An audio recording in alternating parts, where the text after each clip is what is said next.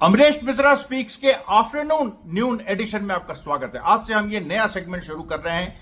दिन में 2 वीडियो आएंगे। एक वीडियो में न्यूज रहेगी जो कल रात की और आज तक की है, और उसके बाद जो देर शाम को वीडियो आएगा उसमें एनालिसिस रहेगी। आज देखिए जो कल शाम और आज सुबह के बीच क्या क्या जबरदस्त डेवलपमेंट हुआ। आप तो जानते हैं कि पूरा गाजा इस समय एक अजीब से दौर से गुजर रहा है। एक तरफ नेतन्याहू कह रहा है कि पूरे गाजा को हम ऑक्यूपाई करेंगे, हमास की पूरी तैयारी, उसने कह दिया है कि अगर ये होगा तो बड़े स्तर पे इजरायली सोल्जर्स मारे जाएंगे। उधर इजराइल की सेना में भी जो आईडीएफ चीफ है वो दबाव डाल रहे हैं कि ऐसा मत करो।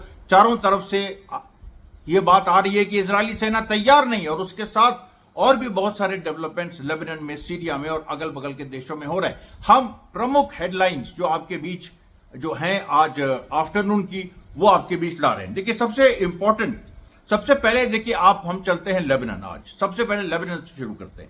लेबनान में जो एक डिसीजन वहां की सरकार ने लिया कि हिजबुल्लाह को हम डिसआर्म करेंगे, वो उल्टा पड़ गया है। अब उल्टा इस मामले में पड़ गया है कि बड़े बड़े प्रदर्शन हो रहे हैं। ऐसे इतने बड़े प्रदर्शन कभी भी लेबनान में नहीं हुए।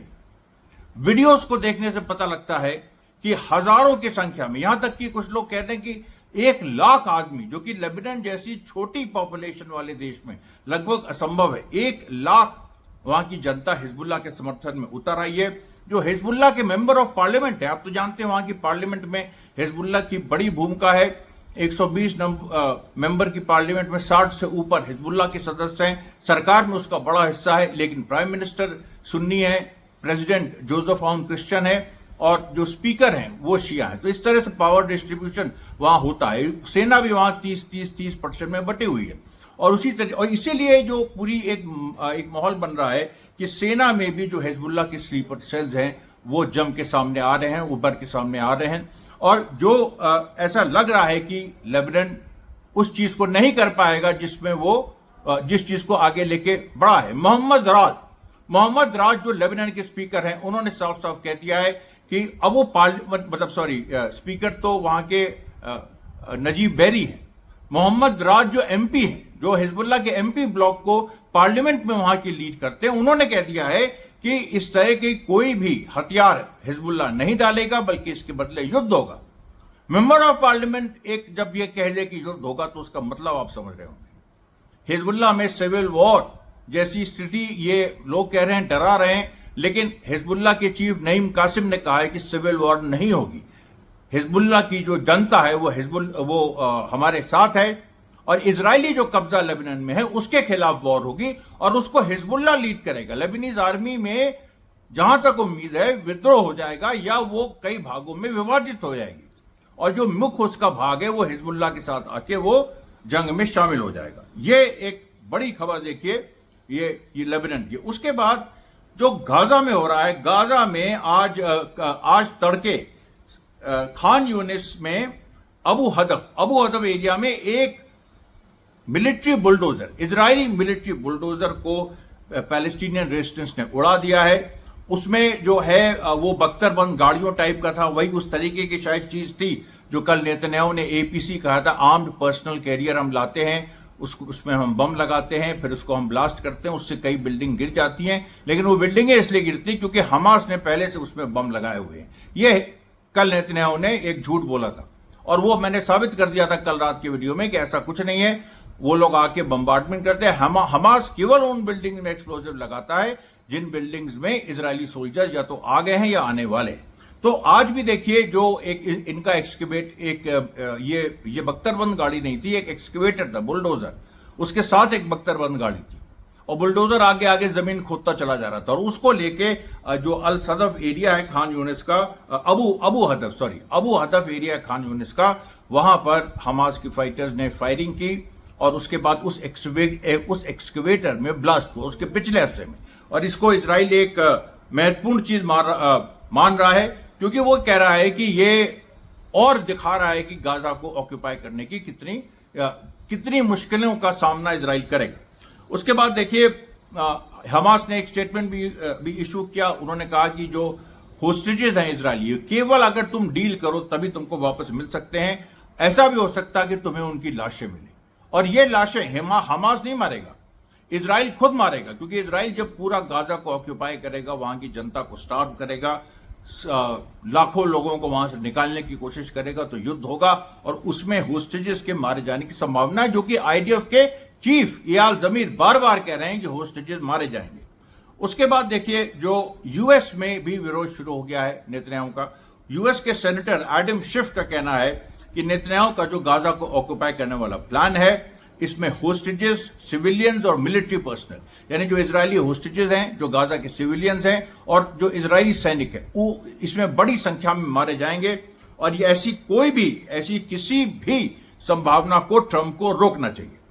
उसके बाद देखिए वेस्ट बैंक के तूकू इलाके में, बेथलेहम का जो तूकू है, वहां पर आईडीएफ के फोर्सेस ने फिर से कल रात को हमला किया और उसमें उनको फिर से मार खानी पड़ी। वहां कम से कम 3 घंटे लड़ाई चली है। अभी एक दूसरा राउंड, दूसरी एक आईडीएफ की फोर्स वहां पहुंची है, उसको भी पिन डाउन कर दिया। पिन डाउन यानी उसको अभी फंसा के रखा हुआ है। उसके बाद देखिए जो एक और सनसनीखेज खबर है कि इजिप्ट का इजराइल का जितना पैसा खर्च हुआ है 7 अक्टूबर के बाद से, उसमें इजिप्ट का एक भूमिका है। अब यह आप सुन के दंग रह जाएंगे।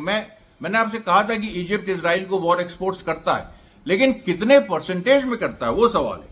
अब यहां पर देखिए इजराइल का कुल खर्चा 7 अक्टूबर के बाद गाजा युद्ध में हुआ है, वो है $81 बिलियन। कितना? $81 बिलियन। उस $81 बिलियन में इजिप्ट ने $35 बिलियन का ट्रेड इजराइल को किया, जिसमें $35 बिलियन का फायदा इजराइल को हुआ है। तो $81 बिलियन एक तरह से इजराइल ने खर्च किया युद्ध में, तो उसमें $35 बिलियन इजराइल को फायदा पहुंचाया है इजिप्ट ने, यानी 43% इजराइल की वॉर वो इजिप्ट ने फाइनेंस की है। और इजिप्ट बड़ी बड़ी बातें करता है। ये जो अरब मुल्क हैं, ये बड़ी बड़ी बातें करते हैं, ह्यूमन राइट्स की बात करते हैं। अल सीसी कह रहा था कि इतिहास माफ नहीं करेगा जो गाजा में हो रहा है। अरे तुमको माफ नहीं करेगा इतिहास, तुम तो पता नहीं मानते हो कि नहीं अल्लाह को, खुदा को तो मानते हो कि नहीं, इसके बारे में कोई गारंटी नहीं है। तुम धर्म विरोधी भी हो, ये भी पता है सबको। मुस्लिम ब्रदरहुड को तुमने वहां दबाया, ये भी पता है सबको। और अब तुम 81 बिलियन में से $35 बिलियन तुम्हारे हैं जो इजराइल ने खर्च किए हैं गाजा के कत्लेआम में। 43% इस आदमी ने, सीसी ने उड़ाए और इजराइल को दिया। इससे बड़ी दगाबाजी कुछ हो नहीं सकती है। उसके बाद देखिए जो हिजबुल्लाह के और कुछ मेंबर ऑफ पार्लियामेंट हैं लेबनान में, उन्होंने कहा है death rather than surrendering the weapon. हम लोग वेपन सरेंडर नहीं करेंगे चाहे मौत का सामना करना पड़े। उसके बाद देखिए जो गाजा में एयर ड्रॉप हो रहा है, जो ह्यूमैनिटेरियन एयर ड्रॉप हो रही है, उसमें कई लोग मारे जा रहे हैं, क्योंकि वो एकदम से आती है, वो पता नहीं चलता है, और उसमें नीचे लोग खड़े हैं जो भूख से परेशान, उनके ऊपर वो गिर जाता है, उसमें मारे जाते हैं। ये अल जैतून में आज सुबह हुआ। उसके बाद देखिए कफ्र अकब जो जेरूसलम में है, वहां पर जबरदस्त एक लड़ाई चली है और जिसको लेकर इजरायली मीडिया छुपा रहा है। वहां कम से कम 2 इजरायली सोल्जर्स बुरी तरह से घायल हुए हैं। फिर आप देखिए जो चैनल 12, अब ये इजराइल के अंदर विरोध, हिब्रू का जो चैनल 12 है, उसने कहा है कि जो इजराइल के head of national security council है, यानी हम लोग के एनएसए के जैसे, अजीत डोवल जैसे, जो इजराइल के head of national security council है, वहां एनएससी है, एनएसए की जगह, उसने नेतन्याहू को कहा है कि गाजा में एक मत घुसना, गाजा एक दलदल है, वो एक आदमी को, एक इजरायली सोल्जर को वो लील जाएगा जैसे दलदल लील जाता है। अब आप सोचिए, ये सब बातें हो रही। उसके बाद इसी मीटिंग में मोसाद के चीफ भी थे, जिसमें ये तय हुआ कि गाजा को ऑक्यूपाई करना है। मोसाद के चीफ ने भी कहा कि हमारे रिजर्वेशंस नोट किए जाए। देखिए हर कोई इजरायली एडमिनिस्ट्रेशन में ये जो नया ऑफेंसिव इजराइल ले रहा है, सब लोग कह रहे हैं कि हमारे ऑफेंसिव लिखित में लिए जाए। क्यों कह रहे हैं? इसलिए कह रहे हैं क्योंकि कल को बात बिगड़ी, कल को बड़ी संख्या में नरसंहार हुआ या इजराइल हार गया, जिसकी पूरी उम्मीद है, इजराइल वहां लड़ नहीं पाएगा, तो ऐसी स्थिति में ब्लेम गेम शुरू होगा कि तुम जिम्मेदार। तो लोग कह रहे हैं कि ये कैबिनेट का डिसीजन है, नेतन्याहू का डिसीजन है, ये लिखित में आना चाहिए। और सेना के चीफ ने भी ये कहा है कि आप रिटर्न में दीजिए आपको क्या करना है, और रिटर्न में ये भी दीजिए कि होस्टेजेस को रिकवर करना अब आपका ऑब्जेक्टिव नहीं रहा है, ये भी आप लिखित में दीजिए। और क्या गलत कह रहे हैं वो लोग? ये जो पूरी बात है, देखिए आप देख लीजिए कैसे ये मैं नहीं कह रहा हूं, ये अभियान शुरू होने के पहले ही एक तरह से कैसे खत्म हो गया है।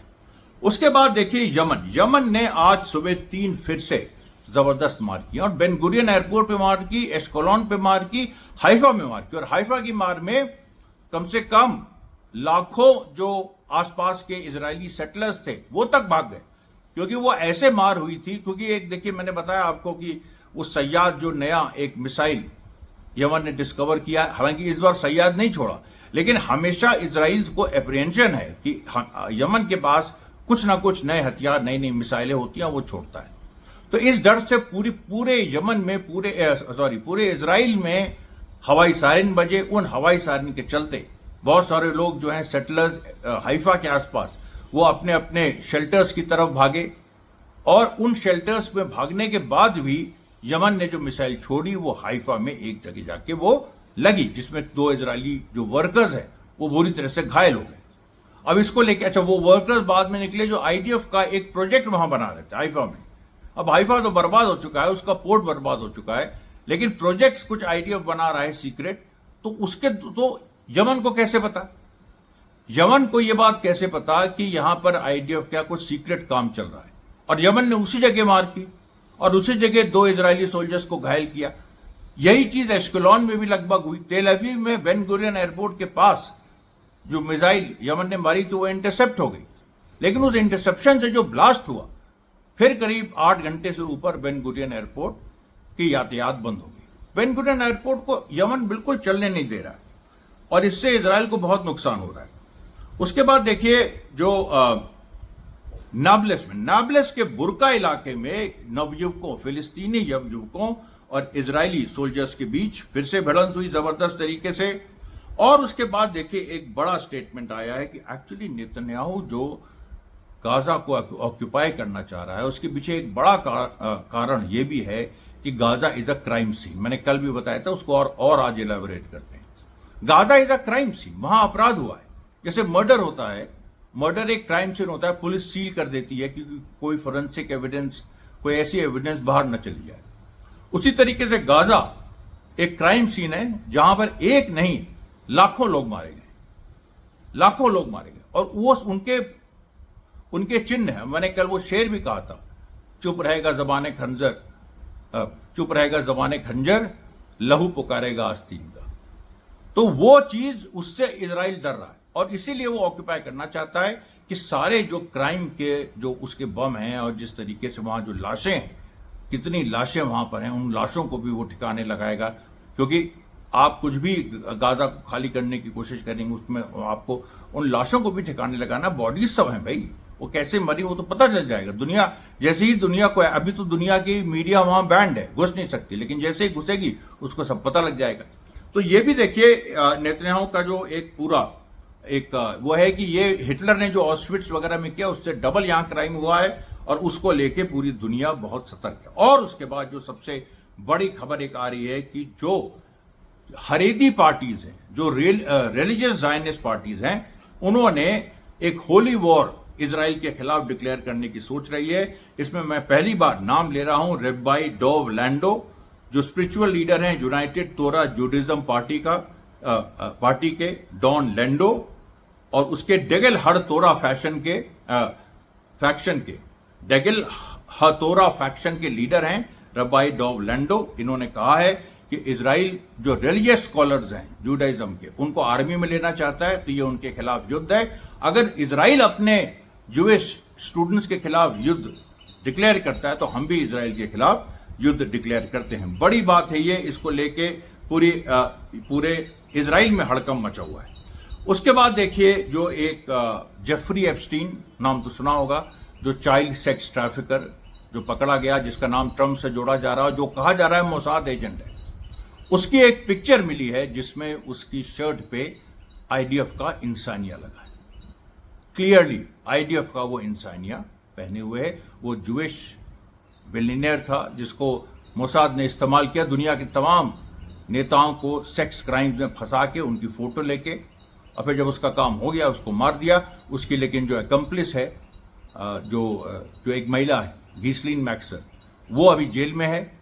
और इसको लेके देखिए अमेरिका में भी चल रहा है कि ट्रंप का भी नाम उसमें है, मोहम्मद बिन सलमान की भी फोटो उसके साथ आ चुकी है। मैं क्या बताऊं। तो ये देखिए आज की खबरें थी। शाम को हम न्यूज एनालिसिस के साथ फिर हाजिर होंगे। तब तक के लिए धन्यवाद साथियों, बहुत बहुत धन्यवाद।